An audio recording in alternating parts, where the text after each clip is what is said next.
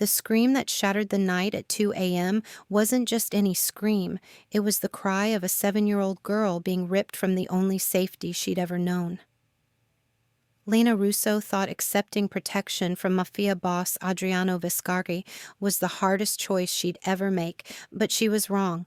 Detective Ryan Carr had been watching, waiting, planning his revenge for 10 years, and now he had the perfect weapon, an innocent child who couldn't even speak her own terror.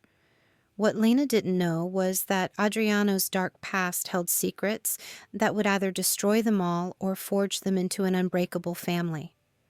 The man she was falling for had already lost one daughter to his enemies. Would history repeat itself, or would love finally triumph over vengeance? As bullets fly and hearts break, 3 broken souls will discover that sometimes the most dangerous choice is also the only one worth making. Subscribe and tell me where you're watching from, because this story of forbidden love and deadly loyalty will leave you questioning everything you thought you knew about family, protection, and the price of redemption. The fluorescent lights above the Starlight Diner flickered like dying fireflies as Lena Russo wiped down the last table of her shift. Her hands moved in practiced circles, cleaning away the remnants of coffee rings and crumb trails left behind by the late-night crowd. The clock on the wall read 11:47 p.m., and exhaustion weighed heavy on her shoulders like a winter coat she couldn't take off. In the back corner booth, 7-year-old Sophie sat perfectly still, her dark eyes watching Lena's every movement. The little girl's silence had become as much a part of the diner as the cracked vinyl seats and the smell of bacon grease. She clutched a worn stuffed rabbit against her chest, its fur matted from countless nights of holding tight to the only comfort she had left. "Almost done, sweetheart," Lena called softly, forcing a smile that didn't quite reach her tired eyes. Sophie nodded but didn't speak. She hadn't spoken a word since the night their mother died 6 months ago, leaving Lena to raise her younger sister alone at 28. The bell above the diner door chimed, sending a cold October wind rushing through the empty restaurant. Lena looked up to see a man in a long, dark coat stepping inside, his badge catching the light as he approached the counter. Detective Ryan Carr was tall and lean, with sharp features that reminded Lena of a hawk circling its prey. "We're closing, Detective," Lena said, her voice steady despite the way her heart began to race. Carr had been coming around more often lately, asking questions that made her stomach twist with worry. "Just need a few minutes of your time, Miss Russo." His voice was smooth, but there was something cold underneath it that made Lena's skin crawl. "I have some questions about your situation." Lena glanced at Sophie, who had gone even more still if that were possible. The little girl's knuckles were white where she gripped her rabbit, and Lena felt a fierce protectiveness surge through her chest. "My situation is none of your business," Lena said, hanging the dish rag on its hook behind the counter. "Sophie and I are doing just fine." Carr's laugh was sharp and humorless. "Fine? A 28-year-old waitress raising her traumatized sister in a one-bedroom apartment? Social services might see things differently." The words hit Lena like a slap. She had been so careful, so determined to prove they could make it on their own. But the bills kept piling up, and every month was a struggle to keep their heads above water. "Sophie is safe and loved," Lena said, her voice growing stronger with each word. "That's more than some kids get in the system." "Maybe. But love doesn't pay the rent, does it?" Carr leaned against the counter, his eyes never leaving Lena's face. "I've been keeping an eye on you both. That landlord of yours isn't known for his patience. How many notices have you gotten this month?"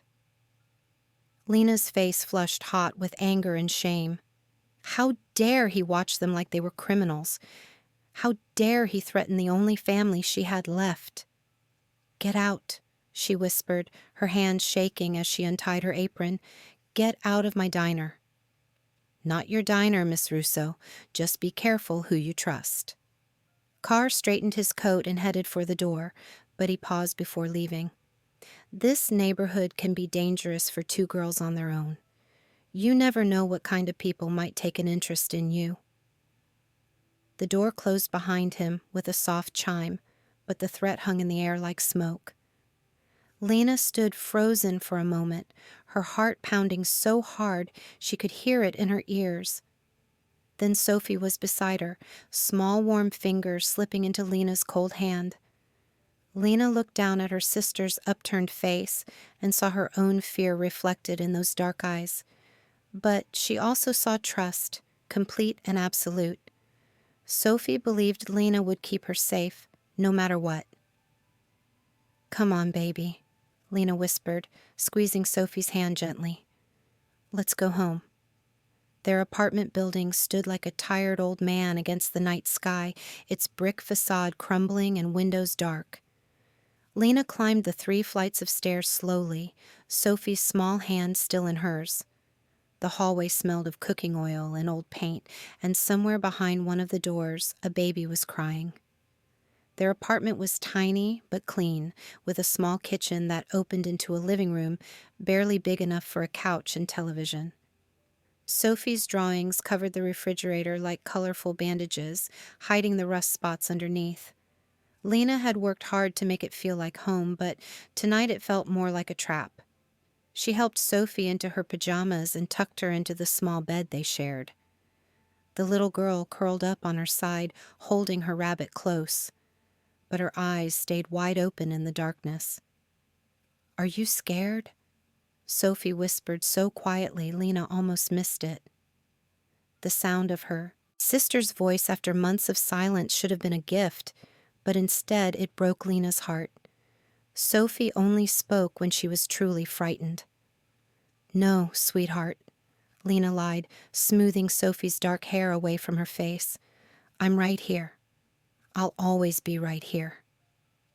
But as Lena lay awake, listening to Sophie's breathing slowly even out, she felt the weight of all her fears pressing down on her chest. The rent was 2 months overdue. The electricity bill sat unopened on the kitchen counter because she couldn't bear to see how much they owed. And now Detective Carr was circling them like a vulture, waiting for her to fail. She thought about their mother, about the promise she had made at the funeral to keep Sophie safe.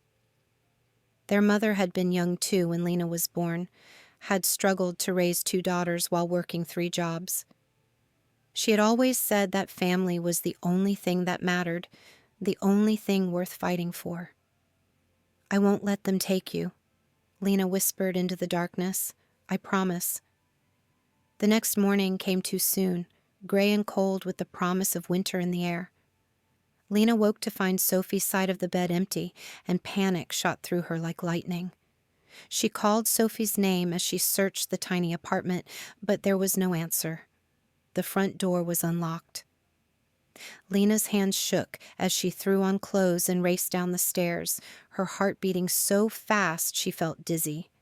Outside, the early morning street was mostly empty, just a few people walking to work and a homeless man pushing a shopping cart full of cans.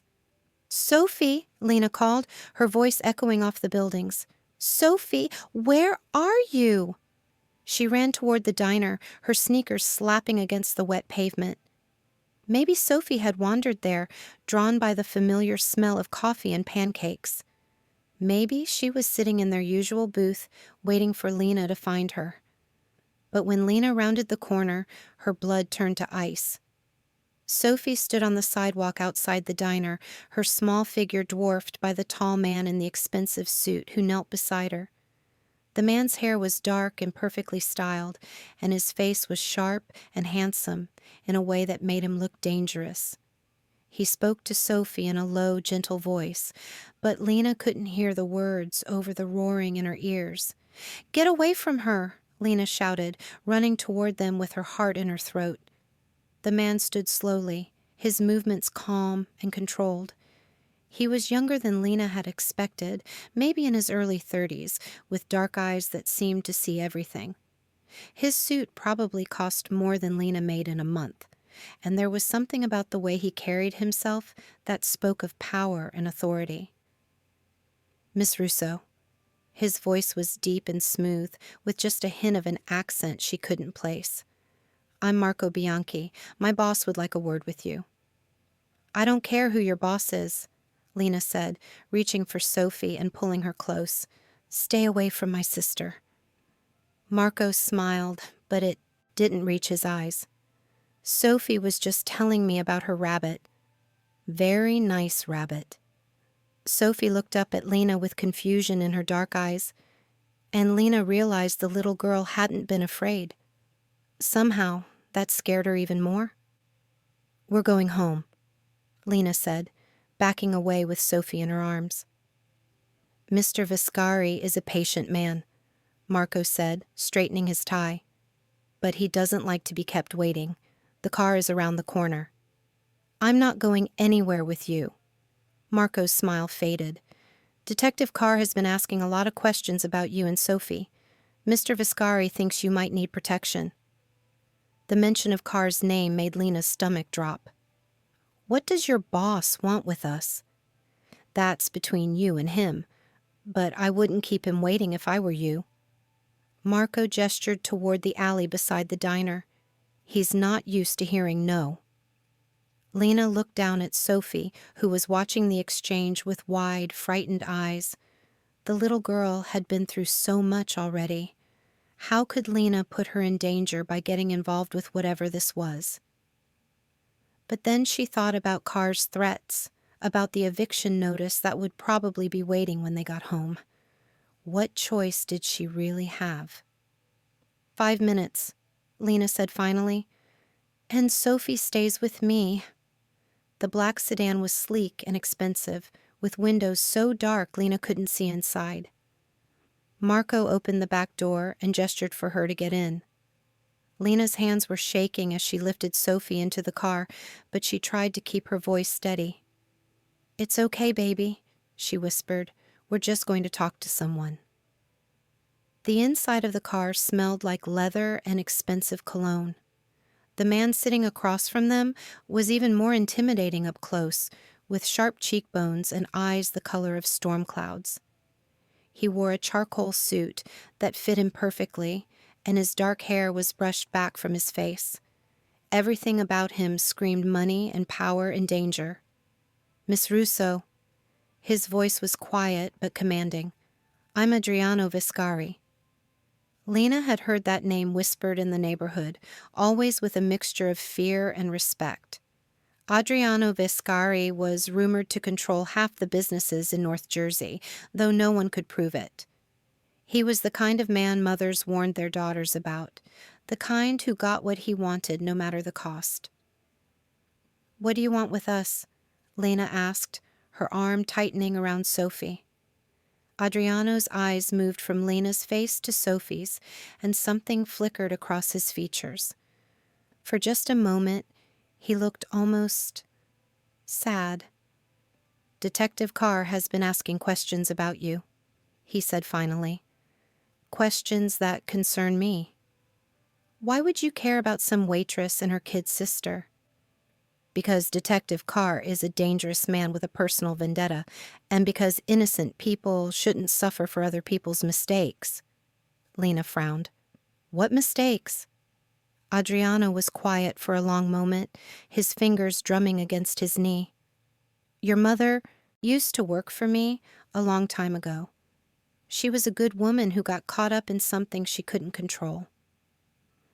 The words hit Lena like a physical blow. Her mother had always been vague about her past, always said it was better to focus on the future than dwell on what couldn't be changed. "You're lying," Lena whispered. "I wish I were. Your mother kept books for some of my business associates. When things went bad, she testified against them to keep herself out of prison. Carr was the detective who handled her case." Lena felt like the world was spinning around her. Her mother had never mentioned any of this, had never told her they might be in danger because of something that happened before Lena was even born. "What does that have to do with us?" she asked. "Carr blames me for what happened to his partner during that investigation. He's been trying to build a case against me for 10 years, and now he thinks you might have information that could help him. We don't know anything. I know that, but Carr doesn't care. He'll use Sophie to get to you, and he'll use you to get to me." Adriano leaned forward slightly, his eyes intense. "I can protect you both, but only if you let me." Lena looked down at Sophie, who was staring at Adriano with curious eyes. There was something about him that seemed to fascinate the little girl, something that made her less withdrawn than usual. "I don't need protection," Lena said, but even as she said it, she knew it wasn't true. Adriano smiled, but there was no warmth in it. "Everyone needs protection, Miss Russo. The question is whether you'll accept it from me or take your chances with Detective Carr." The car pulled up outside Lena's apartment building, and Marco opened the door.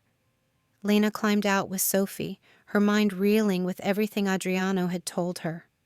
"Think about what I said," Adriano called through the open window, "and Miss Russo, be very careful who you trust." The car pulled away, leaving Lena standing on the sidewalk with Sophie in her arms. She felt like she was drowning in secrets and lies, like the ground beneath her feet was no longer solid. Back in their tiny apartment, Lena found a bag of groceries and an envelope full of cash sitting outside their door. The groceries were expensive things they never bought: fresh fruit, good bread, real butter instead of margarine. The cash was more money than Lena made in 2 weeks. She wanted to throw it all away, to pretend none of this was happening. But Sophie was already reaching for an apple, and Lena's pride wasn't worth her sister going hungry. That night, as Sophie slept peacefully for the first time in weeks, Lena sat by the window looking out at the street below. A black sedan was parked under the streetlight, its windows dark and watching. She should have been afraid, but instead she felt something that might have been relief. For the first time in months, someone else was watching over them. Someone who might be dangerous, but who also might be the only thing standing between Sophie and a system that would tear them apart. Lena touched the glass with her fingertips and wondered what her mother would have done. She wondered if some choices were too hard to make alone, if sometimes accepting help was the only way to keep the people you loved safe.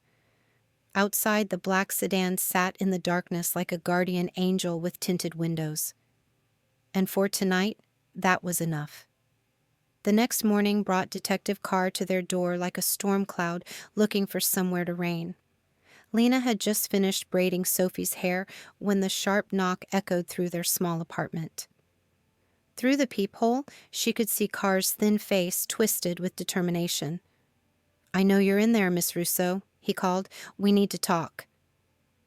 Lena's hand shook as she unlocked the door, keeping the chain latched. "What do you want?"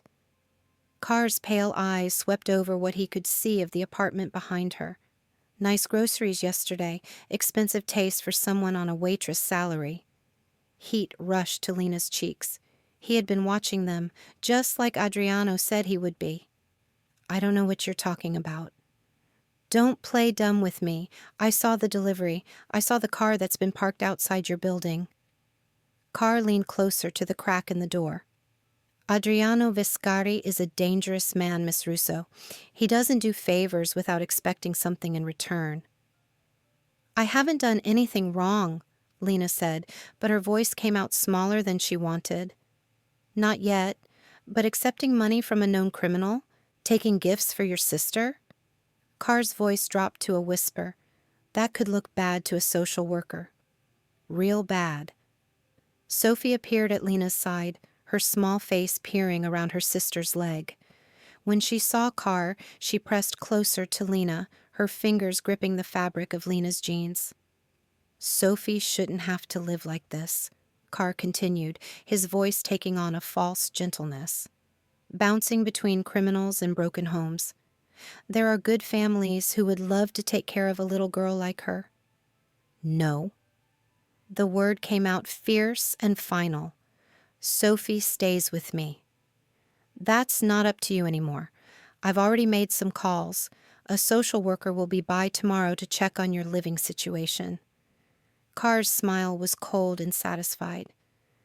I'd make sure everything looks appropriate. The door slammed shut, and Lena leaned against it with her heart pounding. Sophie's arms wrapped around her waist, small and warm and trusting. Lena closed her eyes and tried to think, but panic was making her mind go blank. A social worker. Tomorrow. She looked around their tiny apartment with new eyes, seeing it the way an outsider would. The walls needed paint. The carpet was worn thin in places. The kitchen table wobbled, and she had to prop up one corner with a folded napkin. It was clean and full of love. But would that be enough? Lena? Sophie's voice was barely a whisper. Are they going to take me away? Lena knelt down so she was eye level with her sister. Sophie's face was pale, her dark eyes wide with the kind of fear that no 7-year-old should have to carry. No, baby, I won't let anyone take you away, I promise. But even as she said the words, Lena felt the weight of how hard it might be to keep that promise. That evening, as purple shadows stretched across their neighborhood, Lena made a decision that terrified her. She bundled Sophie into her warmest coat and walked the 6 blocks to the address Marco had given her that morning when he stopped by the diner. The Viscari estate sat behind tall iron gates like something from a movie. The house was huge and elegant, with warm lights glowing in the windows and gardens that probably cost more to maintain than Lena made in a year. She stood at the gates for a long time, gathering her courage. Can I help you? The voice came from a speaker near the gate, making Sophie jump. It's Lena Russo, she said to the little camera mounted above the speaker. I need to talk to Mr. Viscari. The gate swung open silently. A man in a dark suit met them at the front door. He had kind eyes and graying hair, and he smiled gently at Sophie when he saw her. Mr. Viscari is waiting for you in his office, he said, leading them through hallways lined with expensive paintings and furniture that looked like it belonged in a museum. Adriano's office was warm and comfortable, with a fire crackling in the fireplace and books lining the walls from floor to ceiling. He looked up from his desk when they entered, and Lena saw surprise flicker across his face. Miss Russo, I wasn't expecting you. Carr came to see me today, Lena said without sitting down. He threatened to call social services. He's watching us, just like you said he would. Adriano's jaw tightened. What did you tell him? Nothing, but he knows about the groceries, about your car outside our building. Lena's voice cracked with the effort of staying calm. A social worker is coming tomorrow. Sophie had wandered over to look at the books, running her small fingers along the leather spines. Adriano watched her with an expression Lena couldn't read. Your apartment? He said finally. Is it suitable for a child? The question stung, but Lena forced herself to answer honestly. It's small, old, but it's clean, and Sophie is loved and fed and safe. That may not be enough for the state. I know. The words tasted bitter. That's why I'm here. Adriano stood and walked to the window that looked out over his gardens. In the lamplight, Lena could see the strong line of his shoulders, the careful way he held himself like he was always ready for a fight. If you stay here, you'll be under my protection. But you'll also be in my world whether you want to be or not. What does that mean?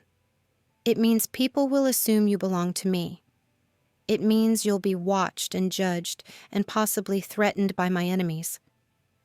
He turned to look at her, his gray eyes serious. It means giving up your independence in exchange for safety. Lena looked at Sophie, who was now sitting cross-legged on the floor looking at a picture book she had found on a low shelf. The little girl seemed more relaxed here than she had been anywhere in months. What about Sophie? What would happen to her? She would be safe, protected. She would want for nothing. Adriano's voice softened. There are good schools here, private tutors, a large yard to play in, gardens to explore. It sounded like a fairy tale, too good to be true. And the price? Your trust, your cooperation when I need it, and time to figure out how to deal with Detective Carr permanently. The word permanently sent a chill down Lena's spine. You mean kill him? I mean neutralize the threat he represents to you and Sophie. There are many ways to do that. Lena sat down heavily in one of the leather chairs facing his desk. Everything in her rebelled against accepting help from a man like Adriano Viscari. Her mother had taught her to be independent, to never rely on anyone who might want something in return. But her mother had also kept secrets, had worked for men like Adriano and never told her daughters about the danger that might follow them. If I say yes, Lena said slowly, how long would we stay? As long as it takes, weeks, maybe months. And if I say no? Adriano's face was grim. Then you go home and hope the social worker sees what I see. A woman who loves her sister enough to sacrifice everything for her. But hope doesn't always win against the system. Sophie looked up from her book and smiled at Lena, her face bright with something that looked almost like happiness. When was the last time Lena had seen her sister truly happy? Can I think about it? Lena asked. Of course, but don't wait too long. Carr won't. The walk home felt longer than usual, and Lena found herself checking over her shoulder every few steps. The black sedan followed at a distance, and she wondered if she would ever feel truly alone again. That night, she helped Sophie with her bath and read her a story before bed. As her sister drifted off to sleep, Lena sat by the window looking out at the street below. The sedan was there again, a dark guardian in the pool of streetlight. She thought about the choice in front of her, independence or safety, pride or protection. She thought about her mother's secrets and Carr's threats and the way Sophie had smiled in Adriano's office. At 3 a.m, her phone rang. Miss Russo? The voice was unfamiliar, rough with fear. This is Joe Ricci, your night security guard. Someone tried to break into your building tonight. Whoever it was ran off when I showed up, but you might want to be careful. Lena's blood ran cold. She looked over at Sophie, who was sleeping peacefully, one arm wrapped around her stuffed rabbit. Did you see who it was? Tall guy in a dark coat, looked like he knew what he was doing. After she hung up, Lena sat in the darkness, thinking about locks that could be picked and windows that could be broken. She thought about all the ways someone could hurt a 7-year-old girl who couldn't even scream for help. When morning came, gray and uncertain, Lena had made her choice. She packed their few belongings into 2 old suitcases, her hands shaking with exhaustion and fear. Sophie watched from the bed, her dark eyes serious. Are we going somewhere? The little girl asked. Yes, baby. We're going to stay with Mr. Viscari for a while. The man with all the books? That's right. Sophie considered this for a moment. Will there be other children there? Lena's heart ached at the hope in her sister's voice. I don't know, sweetheart, but there will be a big yard to play in and nice people to take care of us.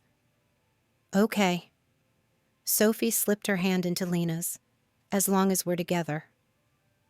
The call to Marco was the hardest thing Lena had ever had to do. Admitting she needed help went against every instinct she had, every lesson her mother had taught her about staying strong and independent. But sometimes love meant swallowing your pride. Sometimes protecting someone meant accepting protection yourself. Marco arrived within an hour, bringing the same kind man who had met them at the door the night before. His name was Mrs. Ferry's husband, and he helped carry their suitcases to the car with gentle efficiency. You're making the right choice, Marco said as they drove through the morning traffic. Mr. Viscari doesn't take responsibility for people lightly. I hope you're right, Lena whispered, watching their neighborhood disappear behind them. The estate looked even more impressive in the daylight, with gardens that stretched as far as the eye could see, and a fountain that sparkled in the morning sun. Sophie pressed her face to the window, her breath fogging the glass with excitement. "It's like a castle," she breathed. Mrs. Ferry met them at the door, a small woman with silver hair and kind eyes that reminded Lena of her grandmother. She knelt down to Sophie's level and smiled warmly.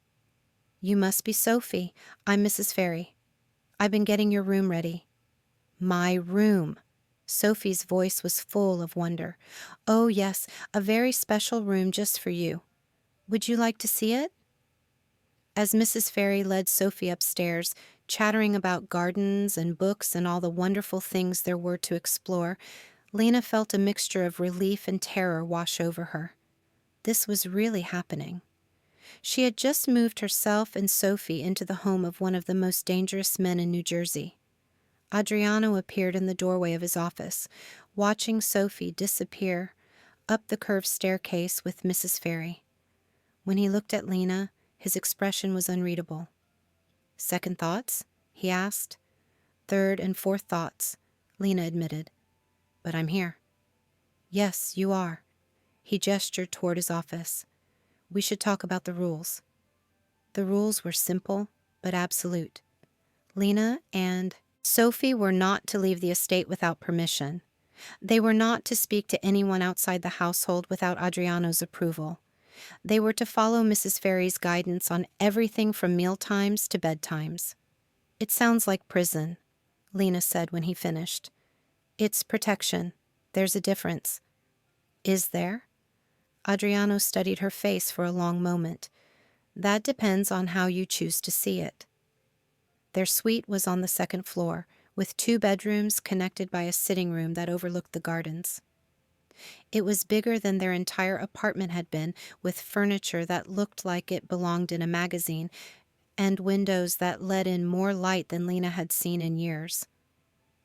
Sophie's room was a little girl's dream, with a canopy bed and shelves full of books and toys. There was even a dollhouse that was an exact replica of the estate itself, complete with tiny furniture and little figures that looked like the people who lived there. "Do you like it?" Mrs. Ferry asked, watching Sophie explore with wide eyes. Sophie nodded, then looked up at Lena with uncertainty. "Is it really ours?" "For now," Lena said, trying to keep her voice steady. "For as long as we need it to be." That first dinner was awkward and strange, sitting at a table that could have seated 20 people and eating food that had been prepared by an actual chef. Sophie was fascinated by everything, asking questions about the paintings on the walls and the crystal chandelier that hung overhead. Adriano answered her questions with patience, and Lena found herself watching the way his face softened when he looked at her sister. There was something almost sad about it, something that spoke of loss and longing. "Do you have any children?" Sophie asked between bites of her dinner. The question hung in the air like a held breath. Adriano's fork paused halfway to his mouth, and for a moment, Lena saw something raw and painful flash across his features. "I had a daughter once," he said quietly. "She would have been about your age." "What happened to her?" Sophie asked with the direct honesty of a child. "Sophie," Lena said quickly, "that's not polite to ask." But Adriano held up a hand. "It's all right.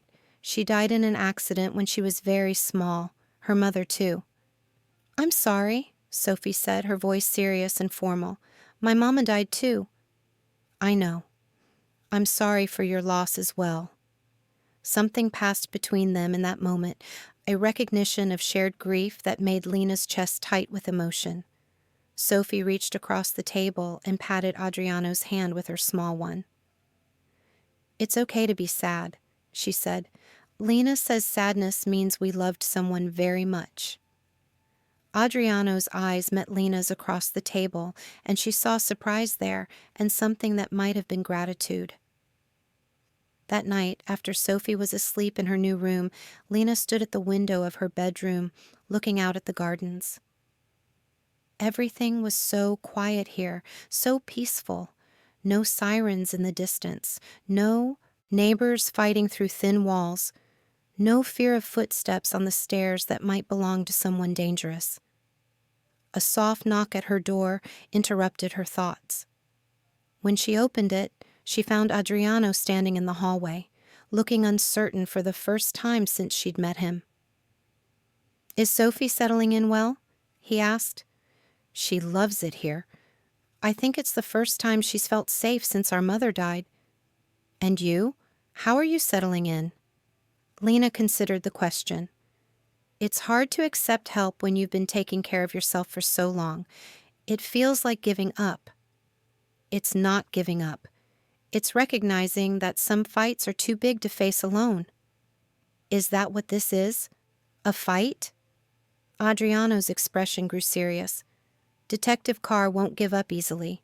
He sees you as his path to me, and he'll use Sophie to get what he wants. That makes this very much a fight. What if he's right? What if staying here puts Sophie in more danger than she was in before? Then I'll make sure she's protected from that too. Adriano's voice was quiet but firm. I failed to protect my own child. I won't make that mistake again. The pain in his voice was so raw that Lena felt tears spring to her eyes. She was beginning to understand that beneath Adriano's controlled exterior was a man carrying more grief than any person should have to bear. "Thank you," she whispered, "for helping us, for caring about Sophie. Thank you for trusting me with her safety, and yours." After he left, Lena lay in her new bed staring up at the ceiling.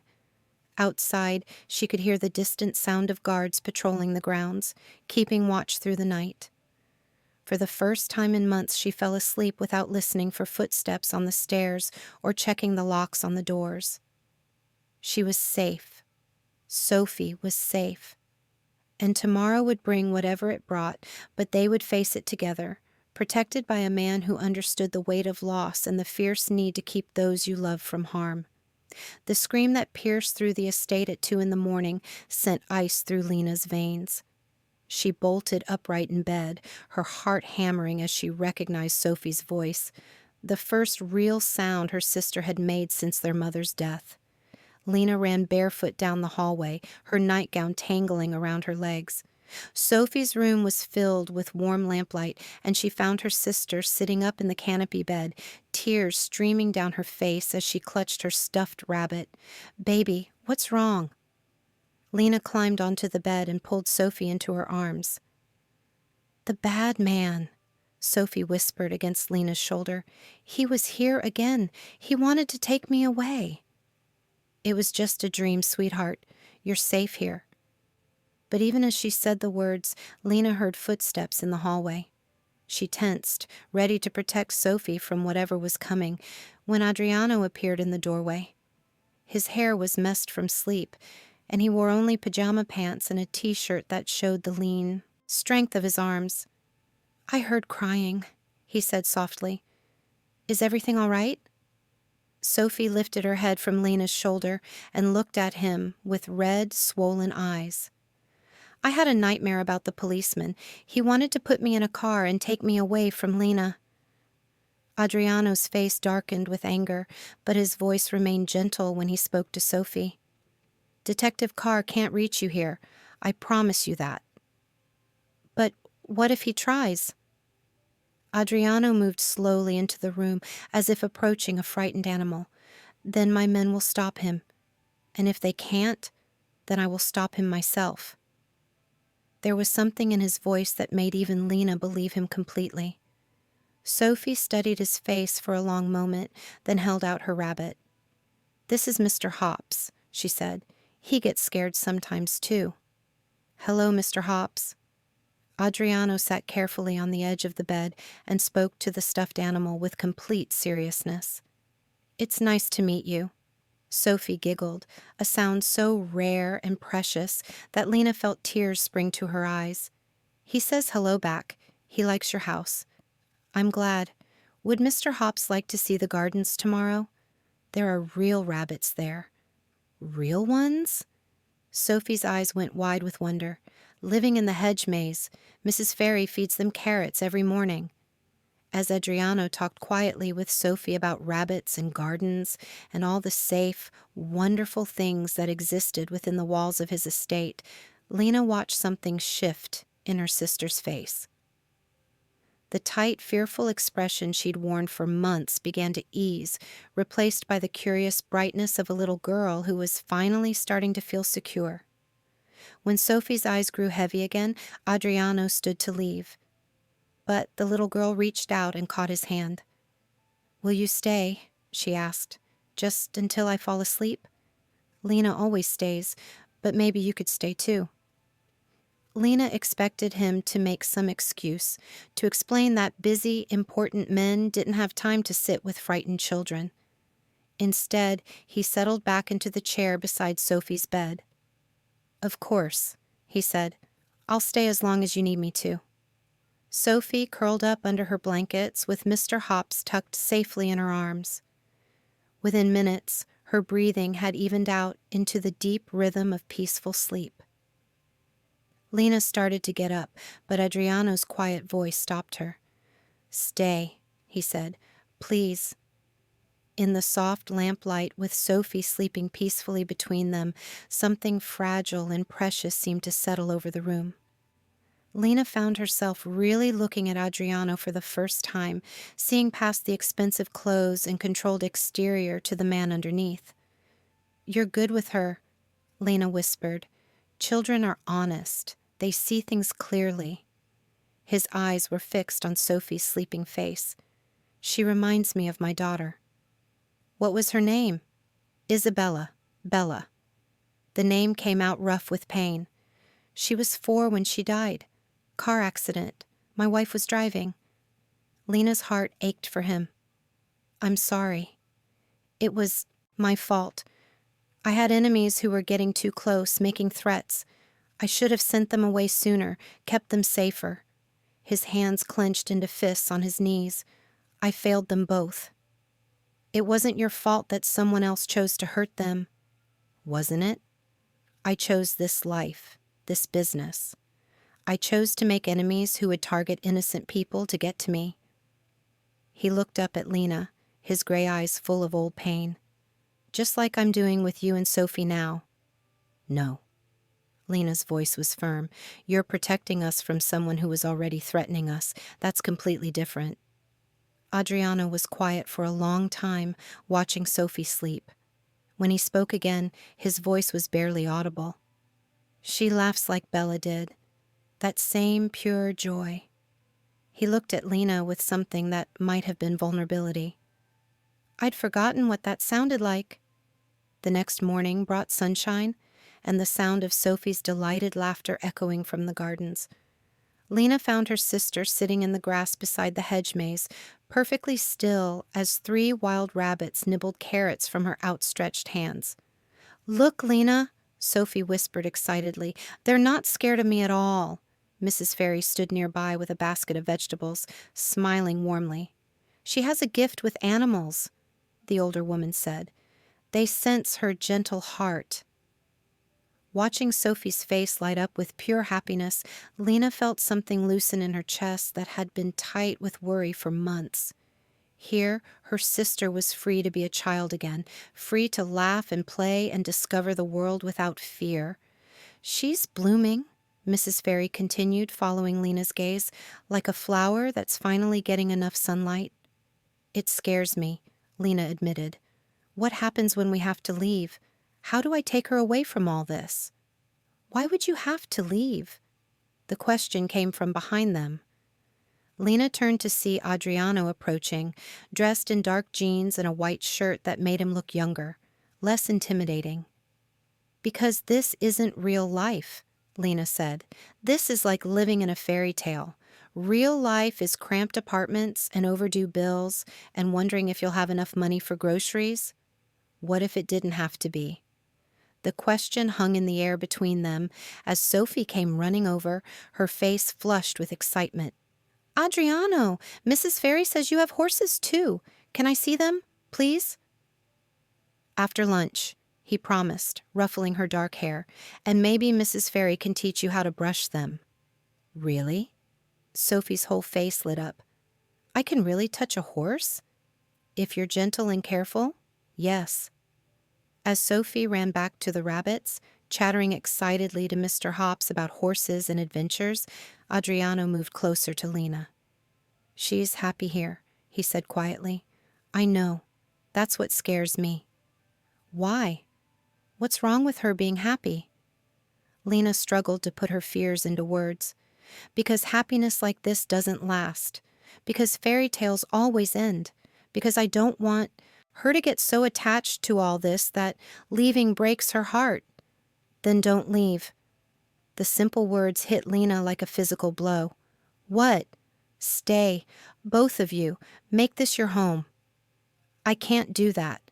I won't be some kept woman who depends on a man for everything. Adriano's eyes flashed with something that might have been hurt. Is that what you think this is about? Isn't it? Rich, powerful man takes in poor, desperate woman and her child? There's always a price for that kind of generosity. You're right. There is a price. Adriano's voice was calm, but Lena could see tension in the line of his shoulders. The price is letting me care about you both. The price is allowing me to feel like I might be able to protect someone again, to make up for the people I failed to save. His honesty caught her off guard. She had expected him to deny wanting something in return, or to admit to some selfish motivation. She hadn't expected him to lay his grief and guilt bare like an offering. I don't know how to do this, Lena whispered. I don't know how to let someone take care of us. Then we'll figure it out together. The days that followed settled into a rhythm that felt almost normal. Sophie spent her mornings in the gardens with Mrs. Ferry, learning about plants and animals and all the small wonders that made up the estate's peaceful world. In the afternoons, she would curl up in Adriano's office with a book while he worked, occasionally asking him questions about the big words she didn't understand. Lena found herself drawn into the household's gentle routine despite her resistance. She helped Mrs. Ferry with cooking, discovering a love for creating meals that weren't rushed between shifts at the diner. She explored the library, losing herself in books she'd never had time to read. But it was the evening conversations with Adriano that gradually began to break down the walls around her heart. Tell me about your mother, he said one night as they sat by the fire in his office. Sophie was upstairs, finally sleeping peacefully through the night without nightmares. She was strong, Lena said, curling up in the leather chair that had become hers over the past weeks. Stronger than anyone I've ever known. She raised 2 daughters by herself, worked 3 jobs, never complained. You're like her. I'm trying to be, but it's hard to be strong when you feel like you're drowning. Adriano set down his glass of wine and studied her face. You're not drowning anymore. Aren't I? I'm living in your house, eating your food, letting you pay for everything. That doesn't feel like strength. It takes tremendous strength to accept help when you need it, to put someone else's well-being above your own pride. Lena looked into the fire, watching the flames dance and flicker. Sometimes I feel guilty for how happy Sophie is here, like I'm betraying my mother's memory by not being able to give Sophie this life myself. Your mother would want Sophie to be happy and safe. That's what any parent wants for their child. How do you know what she would want? Adriano was quiet for a long moment. Because it's what I would want for Bella, if she were still alive. I would want someone to love her and protect her, even if I couldn't be the one to do it. The pain in his voice made Lena's chest tight. She found herself moving to the couch beside him, drawn by an impulse to comfort that she didn't fully understand. Tell me about her, she said softly. About Bella? Adriano's face transformed when he talked about his daughter. The hard edges softened, and his voice took on a warmth that made him seem like a completely different person. She was fearless, he said, smiling at some distant memory. Climbed everything, questioned everything. Maria used to joke that she got her stubbornness from me. Maria was your wife? Yes, we met in college, before I got involved in this life. She was studying to be a teacher. His smile faded. She never wanted me to take over my father's business. But family obligation is a powerful thing. Do you regret it? Choosing this life? Every day. But regret doesn't bring back the dead, and it doesn't undo the choices that led to their deaths. Lena found herself reaching for his hand without thinking, covering his fingers with hers. Sophie thinks you're a hero, you know. She told Mrs. Ferry that you saved us from the bad policeman. Children see what they want to see. Maybe. Or maybe they see more clearly than adults do. Lena looked up at him, seeing the man beneath the reputation. Maybe Sophie sees what I'm starting to see. And what's that? A good man who's been carrying too much guilt for too long. Their eyes met and held, and something shifted in the air between them. Lena felt her heart start to race as Adriano's free hand came up to cup her cheek. Lena, he whispered, her name a question and a prayer. She leaned into his touch, her eyes fluttering closed. For a moment, the rest of the world fell away. The danger, the uncertainty, the voices in her head telling her this was impossible. There was only the warmth of his hand on her skin and the steady sound of his breathing. Then the alarm shattered the peaceful moment like glass. Adriano was on his feet instantly, his body tense with alertness. Red lights flashed in the hallway, and Lena could hear the sound of running footsteps and shouted commands. "Stay here," Adriano ordered, moving toward his desk where Lena could see the outline of a gun. "Don't move until I come back for you." But Lena was already running for the stairs, her only thought to get to Sophie before whatever was happening reached her sister. She took the steps 2 at a time, her heart pounding with terror. Sophie's room was empty. The bed was rumpled, Mr. Hops abandoned on the floor, but there was no sign of the little girl anywhere. Lena's scream of her sister's name echoed through the house like a wounded animal's cry. Adriano appeared in the doorway, his face grim. "She's not in the house. We've searched everywhere." "What do you mean she's not in the house?" Lena grabbed his shirt, shaking him with desperate strength. "She was here. She was sleeping." "The window," Adriano said, pointing to Sophie's bedroom window that stood open to the night air. "Someone came through the gardens. Our perimeter was breached." The world tilted around Lena as the truth hit her like a physical blow. Someone had taken Sophie. Someone had stolen her sister right out of her bed while Lena sat downstairs talking about feelings and possibilities. "Carr," she whispered. "It was Carr, wasn't it?" Adriano's silence was answer enough. Lena sank to her knees beside Sophie's bed, picking up Mr. Hops with shaking hands. The stuffed rabbit smelled like her sister's shampoo, like safety and innocence and all the things that were now gone. "I'll find her," Adriano said, his voice deadly quiet. "I'll bring her home." "How?" Lena looked up at him through her tears.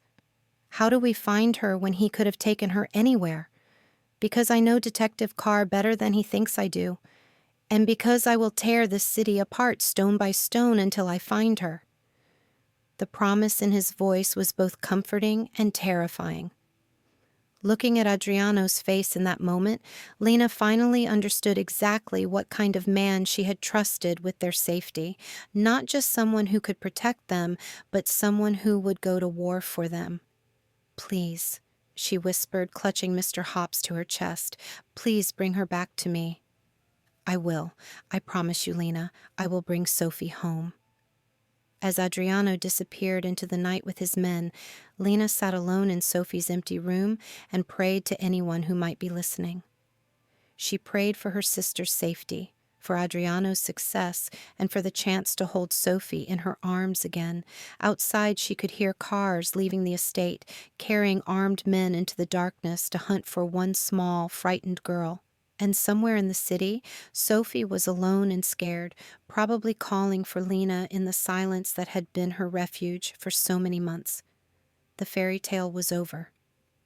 Now came the part where heroes had to prove themselves, where love had to be stronger than fear, and where a man with blood on his hands had to become exactly what a terrified little girl needed him to be. Her savior. The abandoned warehouse on the outskirts of Newark smelled like rust and desperation. Detective Ryan Carr paced back and forth in the dim light filtering through broken windows, his gun heavy in his hand as he watched the small figure huddled in the corner.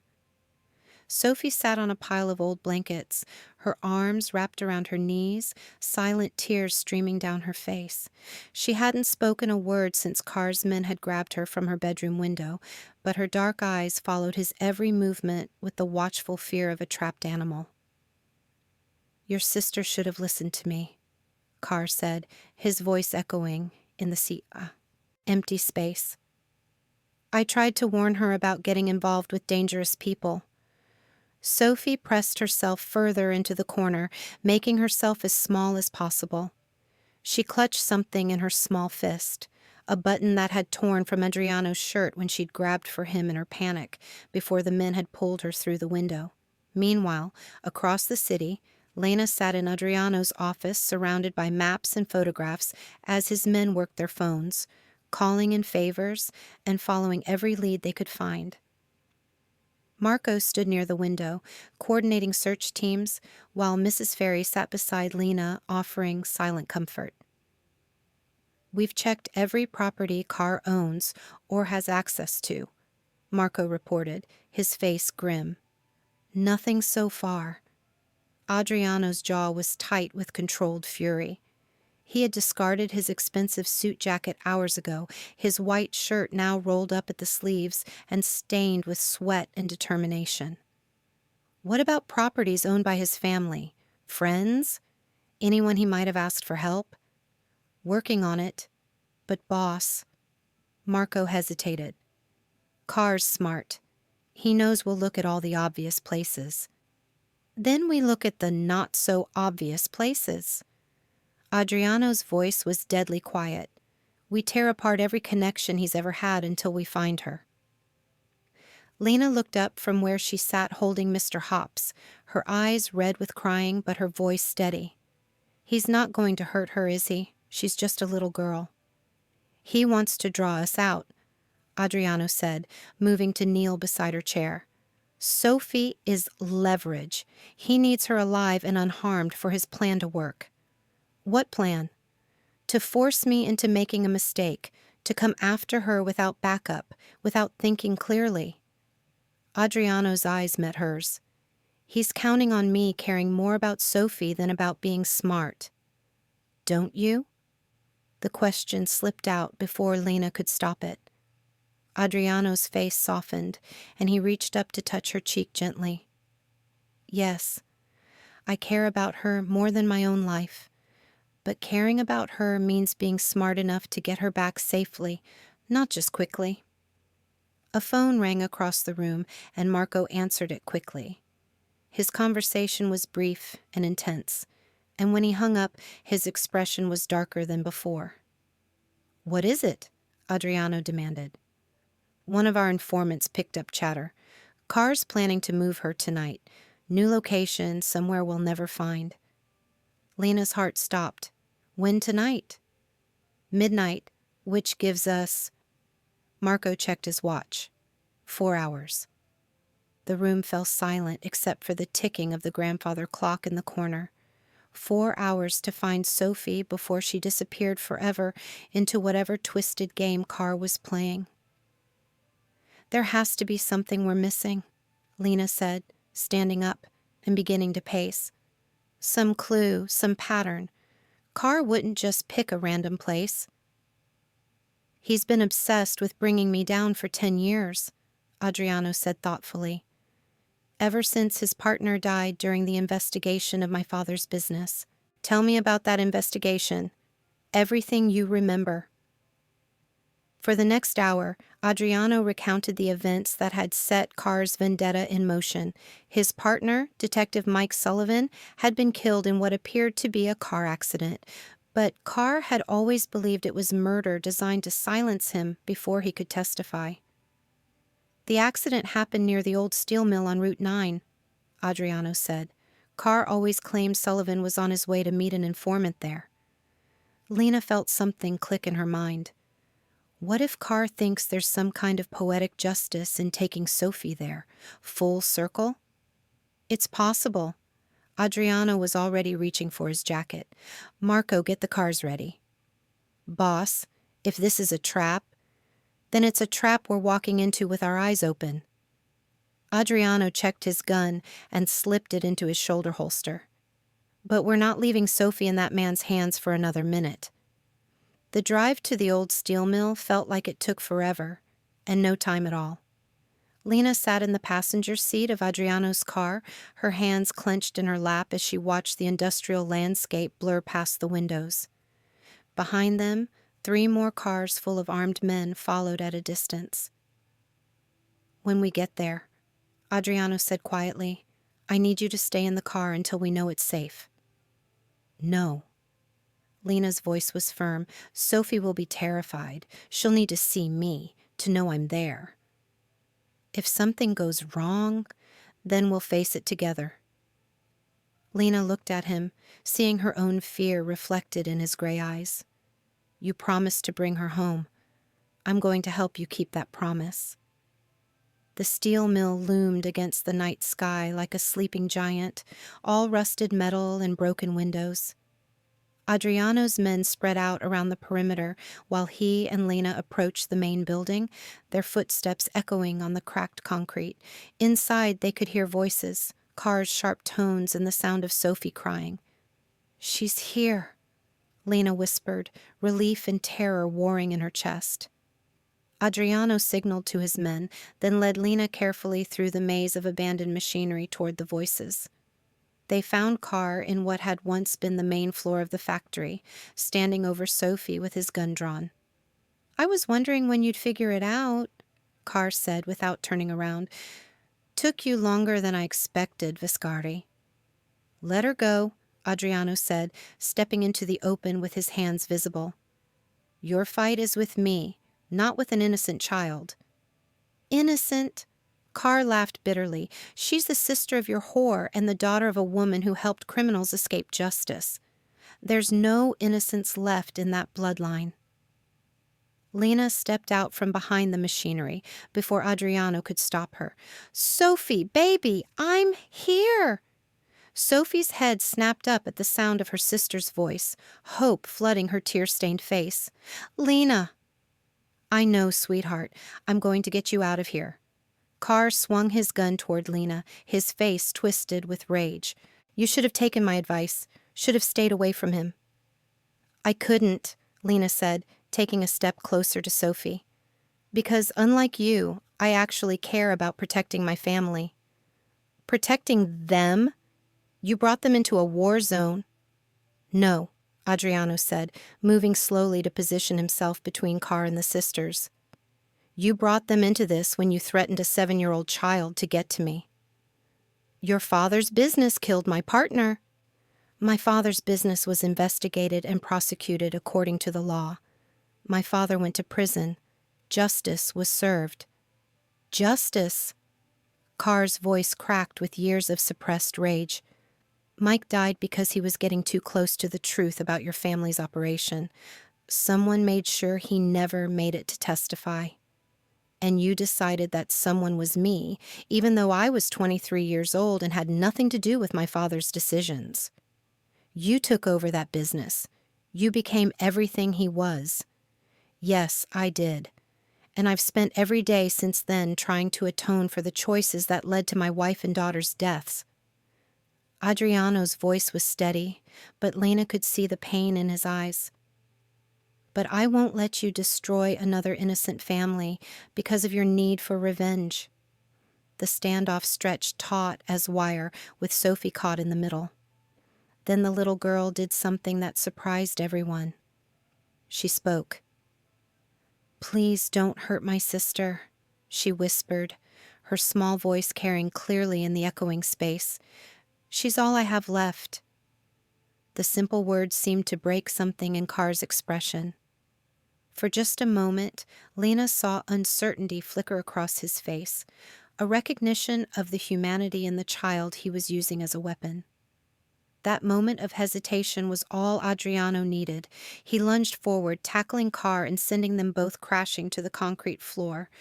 The gun went off, the sound deafening in the enclosed space, and Lena screamed as she ran toward Sophie. The two men fought with desperate intensity, Carr fueled by years of obsession and Adriano driven by the need to protect the people he loved. They rolled across the floor, grappling for control of the weapon. Another gunshot echoed through the mill. Adriano went still for a heart-stopping moment, then slowly pushed himself up from Carr's motionless form. Blood seeped through his shirt from a wound in his shoulder, but he was alive. Carr lay unconscious beneath him, his gun skittering across the floor. "Adriano!" Lena cried, pulling Sophie against her chest as she knelt beside him. "I'm all right," he said, though his face was pale with pain. "Are you hurt? Is Sophie hurt?" "We're fine, but you're bleeding." "It's just a scratch." Adriano struggled to sit up, then reached out to touch Sophie's tear-stained cheek. "Hey, sweetheart. Are you okay?" Sophie nodded, then surprised them both by launching herself into Adriano's arms despite his injured shoulder. "I was so scared," she sobbed. "I thought you wouldn't find me." "I will always find you," Adriano said fiercely, holding her close with his good arm. "Both of you. I promise." Marco and the others appeared then, quickly securing Carr and calling for medical attention. But Lena only had eyes for the man holding her sister, this dangerous, complicated man who had risked everything to bring Sophie home. "Don't go," Sophie whispered against Adriano's shoulder, echoing the words she'd spoken in the hospital months ago when their mother was dying. "Please don't go." "I'm not going anywhere," Adriano promised, his voice rough with emotion. "We're all going home together."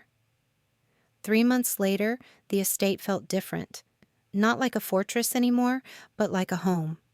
Sophie's laughter echoed through the halls as she chased one of the garden cats, her voice finally returned and full of joy. She had been going to a therapist twice a week, slowly working through the trauma of that terrifying night, but surrounded by love and safety, she was healing. Lena stood at the kitchen window watching Sophie play, a soft smile on her face. Mrs. Ferry bustled around behind her, preparing lunch and humming an old Italian song. "She's completely different from the frightened little mouse who arrived here," Mrs. Ferry observed, following Lena's gaze. "Love has brought her back to life." "Yes, it has," Lena agreed, though she wasn't just thinking about Sophie. Over the past months, as Adriano recovered from his shoulder wound and Detective Carr faced trial for kidnapping, something beautiful had grown between them. It had started with gratitude and respect, deepened through shared fear and relief, and blossomed into something neither of them had expected to find again. Love. Real, complicated, transformative love that had changed all three of them in ways they were still discovering. "Lena," Sophie's voice called from the garden, "come see what I taught Mr. Whiskers." Lena was about to respond when strong arms wrapped around her waist from behind. She leaned back against Adriano's chest, feeling the steady beat of his heart against her shoulder blade. "What did you teach Mr. Whiskers?" He called to Sophie through the open window. "To sit, like a dog. Mrs. Ferry says I'm a natural animal trainer." Adriano chuckled, the sound rumbling through his chest.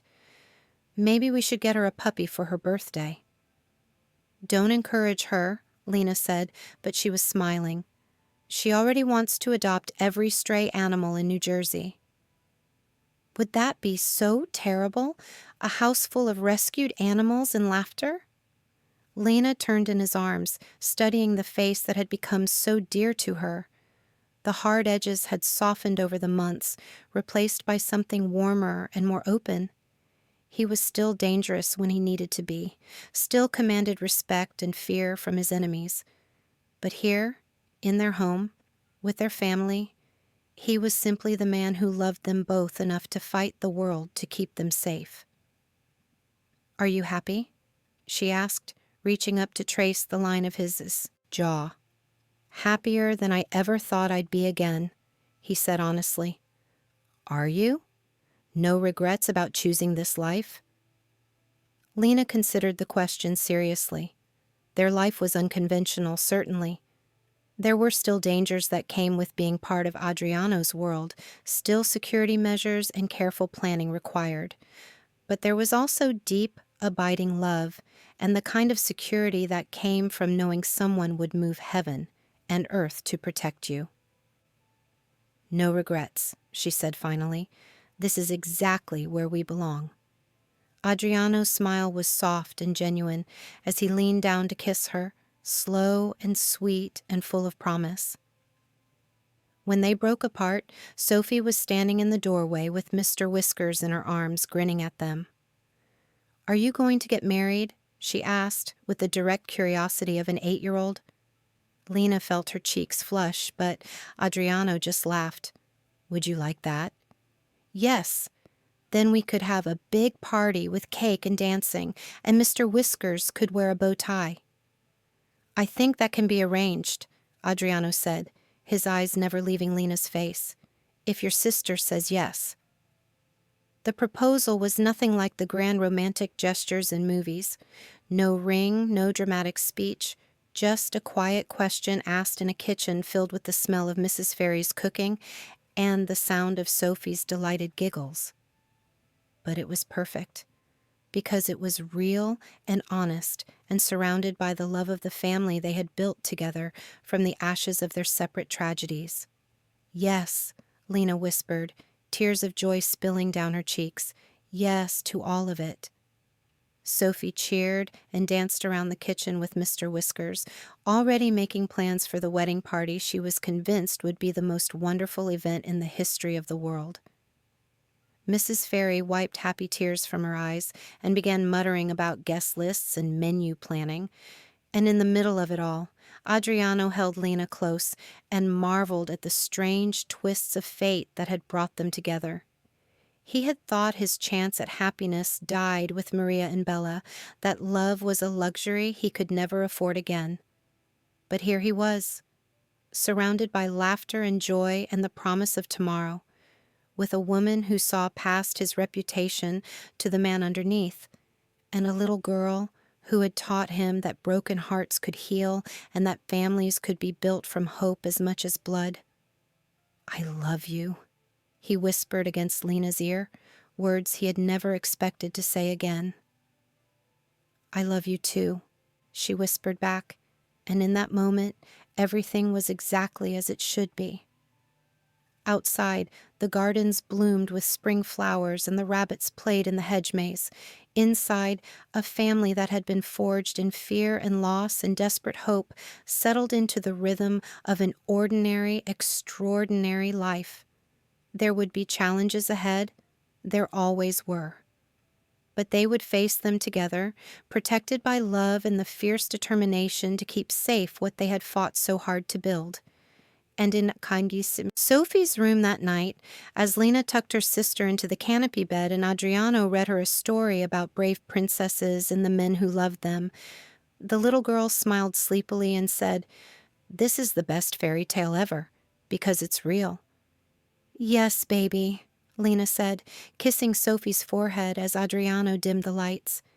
"It's real, and it's ours."